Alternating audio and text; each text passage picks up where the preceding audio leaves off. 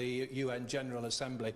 And what difference do you think actually recognising Palestine will actually make in practical terms?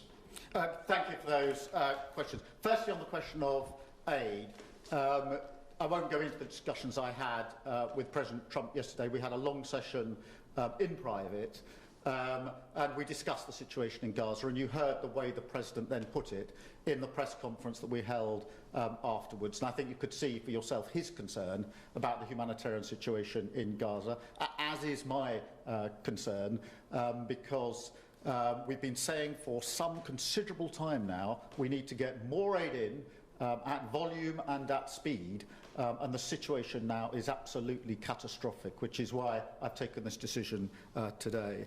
In relation to the two-state solution and the recognition of Palestine, this has been long-standing Labour Party policy. It was in our manifesto.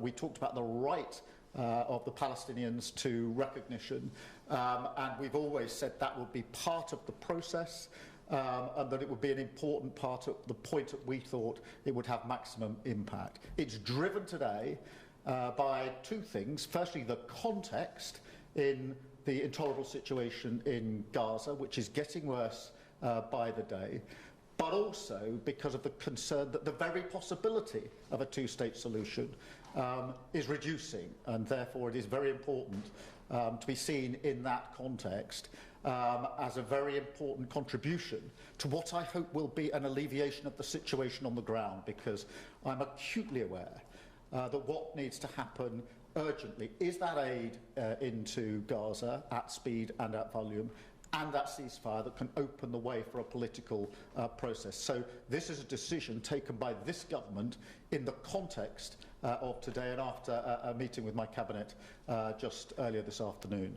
On the question of the difference it will make, the reason we have announced this in the way we have in relation to the General Assembly in September is precisely because I want to ensure that this plays a part in changing the conditions on the ground, and making sure that that aid gets in, making sure that there is hope of a two-state solution for the future, and therefore I've always been interested in what is going to make a material difference, how can we work with our allies most effectively, and that's why this comes as a part of a peace plan that we've been working on for some considerable time, an 8-part plan, which I've already spoken to Germany and France about, and many other countries. So this should be in the context of answering the question, yes, how do you get humanitarian aid in at speed and at volume, but also what happens the day after a much-needed ceasefire so that we can get to a long-term peaceful outcome. And I think that that is the context in which you should see the decision that I've made today.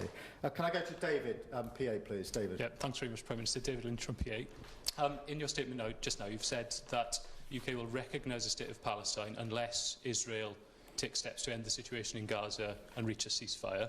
That sounds like our recognition of Palestine is conditional. Why is that? And how confident are you that a ceasefire can be reached by September?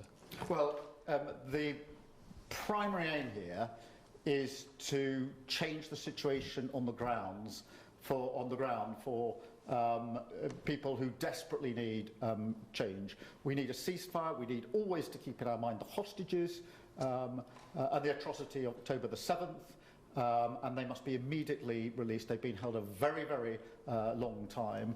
But also we need, alongside that, to ensure that we get aid in at volume and in speed into Gaza, because the situation is simply intolerable. And this is intended to further that cause, and it is done now because I am particularly concerned that the very idea of a two-state solution is reducing and feels further away today than it has for many, many years, and therefore it should be seen in both of those contexts. Thank you both very much indeed.